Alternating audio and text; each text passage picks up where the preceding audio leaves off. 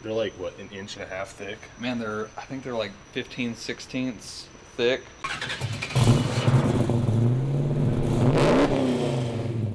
Hey, what's up everybody? We're back with another Detroit Speed Project Update vlog. My name's Cody.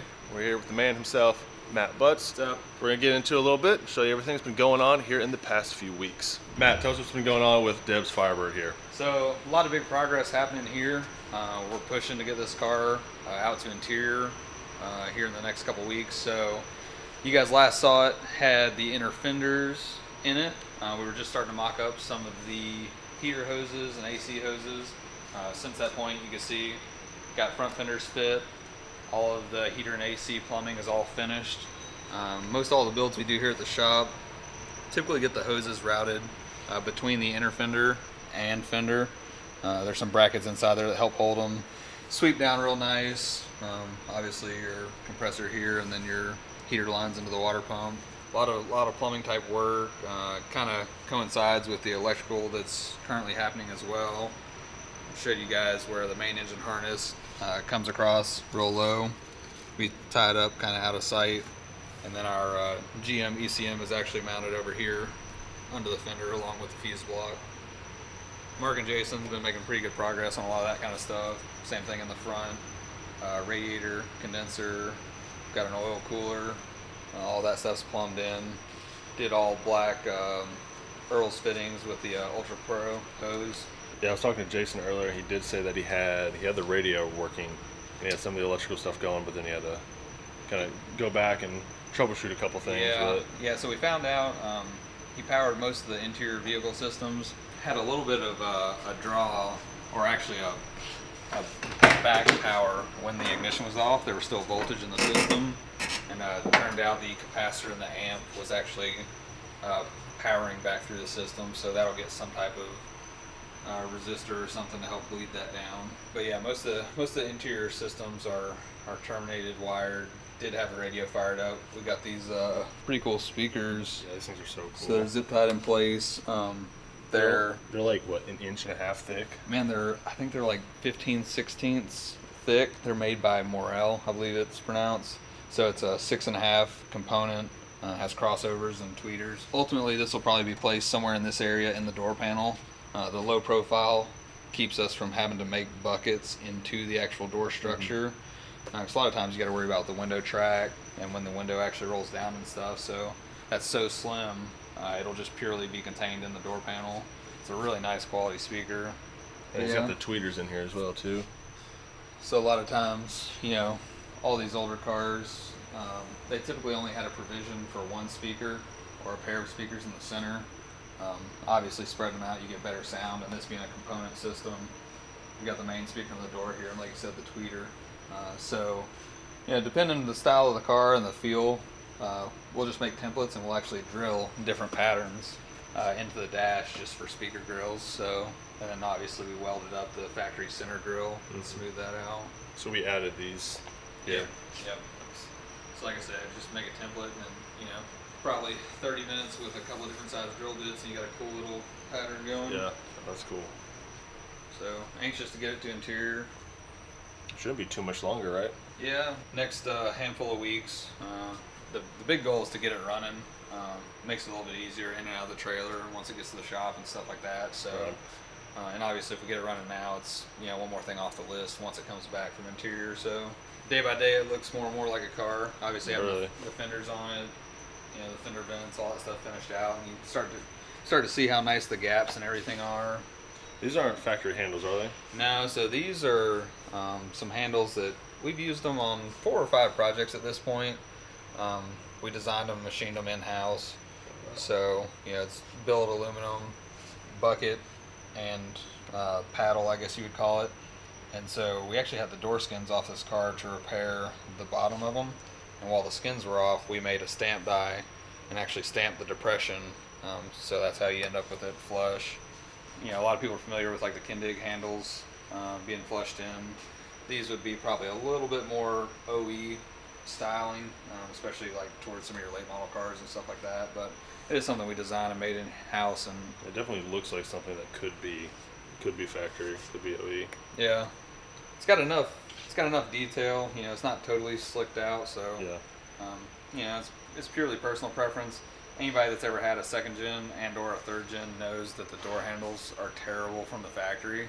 So on this car, it's a very nice upgrade. All right, so Randy's K5 has definitely had some updates coming along. The biggest one, which I'm sure y'all have seen, we've already talked about before, is the steps and how they're going to be electric. So these are actually out of a JK, correct? Or JK Wrangler 4-door? Yes, 4-door JK. So they cut them, put the bracket up on here, and so just this section here is actually going to lower when you open the door. The rear, and we're keeping the front on too. Yep, as well, yep. right? There's an additional front piece. Yeah. So So yeah, those- just the door section drops out. And then you have the option to actually like keep it down if you're cleaning or something too. Yeah, yeah. We'll put a toggle switch on it so you can That's toggle cool. them down. But So, then one of the most recent updates too has been the steering column. So what was kind of the process of getting that added in there? So part of the deal with this is we ordered a universal column. This thing will be a console shift, so it's just a plain non-tilt universal column. The plan has always been the Holley Pro Dash, 12.3, I believe. This is actually, I think we touched on it before, this is actually another glove box door. Right. Glove box door, bought a second one, and we use this basically for our gauge blank. This is the profile of the Holley Pro Dash, so that'll get cut in. And so the factory column was actually up a little bit taller, and it was a bigger diameter, so this column has been dropped slightly, made a custom mount, and then it'll also get a custom firewall mount as well. So all that's kind of done. One, for ergonomics and feel, you know, your seated position where the steering wheel falls, and then two, to accommodate the Pro Dash. A little work up front here. Yeah, so the quick and dirty cut was just a big one to get it to set in here. Anybody that's been following knows we clipped this with a Toyota Tacoma front clip for the IFS. So you've got these basically shock towers, upper control arm mounts. So did a rough cut, that gets the inner fenders in place, landed, and then you start putting that patch back in. So you can see where that initial cut was made here, and then having this piece out on the bench allowed Bruce to use a combination of hammer and dolly, pull max, shrinker stretcher, and create this shape, this flange, to clear, you know, like I said, your upper shock mount. These things, kind of interesting design. Upper control arm only uses one bolt. This bolt is like, it's probably 12 or 13 inches long. Oh, jeez. So part of making this, had to make sure this bolt would come out, whereas initially these had more shape over it, and you wouldn't have been able to get the control arm out with the fenders in. Once he was done with the initial shape around here, added these flanges to turn it down and meet the frame to finish closing it out. Before he got into this work, these are reproduction, so the fit was so-so. Spent a lot of time trying to make it really nice. There's a step right here where the inner fender actually nests inside of, so really dialed in all the holes, all the fitment, so that you've got real nice tight gaps. You know, that's stuff that you can't do after paint. You don't take care of it on the front end, it's not gonna fit any better after it's painted for sure. You know, anybody that knows these things obviously will know that stuff has been done. Yeah. You know, this is a dead giveaway, but you know, you want to complement the design and features that are already on the vehicles you're working on. So you could have done a big kind of boxy sheet metal inner fender, but wouldn't really flow with the rest of the truck. So this structure, again, part of the original Tacoma frame.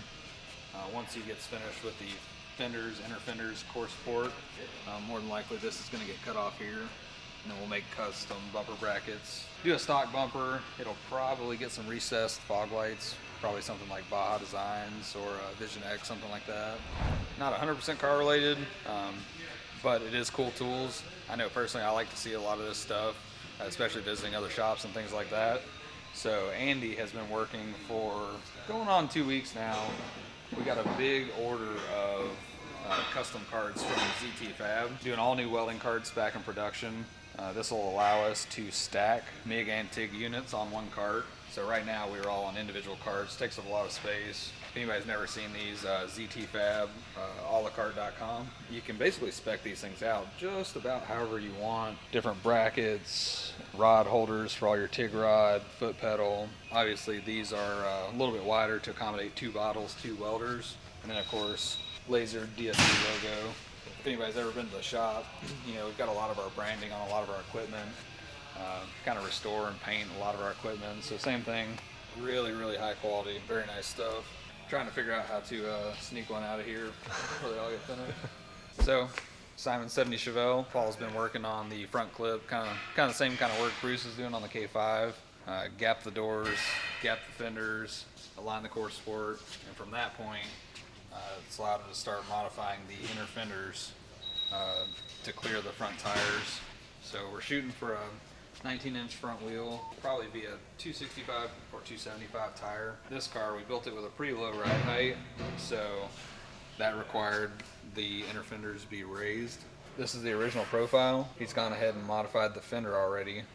He knew that this would clear his tire, so fender was modified first, and then from that point, he's cut the top off of this stub, and we'll create a new profile, a little bit more vertical here, and then obviously higher here to accommodate that tire at full jounce and with turn angle. When you get any of these cars real low, Yeah. you have to be a little bit conservative on the width, just because your tire is going to be pretty high up in here. So as you induce turn angle, you're going to want to start contacting the lip. Right. Which this has already been turned. You can see where he's turned the fender flange up, and then is building a new piece that's a lot more vertical than the original. This would have come in at a lot more of an angle original, and definitely, you wouldn't have fit a 19 in there without hitting.